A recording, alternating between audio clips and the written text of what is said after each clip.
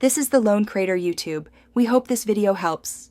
You start with 2 square sticky notes. Stacking them adds stiffness so the dart flies straight.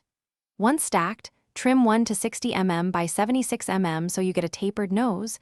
This reduces drag. Fold both sheets together down the center to make a rigid spine, making sure edges match. Press a sharp center crease from nose to tail. This creates the dart's backbone. Make small, deliberate folds now because accurate symmetry here determines flight stability later. Next, shape the wings to balance lift and weight. Fold 1/3 of each side inward toward the spine to form tapered wings. Symmetry is critical, so compare both sides as you go. Once done, make a small 5 mm upturn tab at each trailing edge. This acts like an elevator and stabilizes pitch.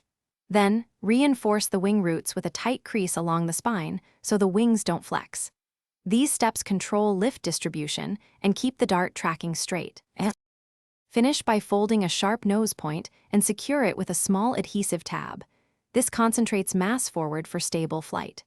Throw the dart from a consistent stance 2 to 3 times, observe its path, and make tiny 1 mm adjustments.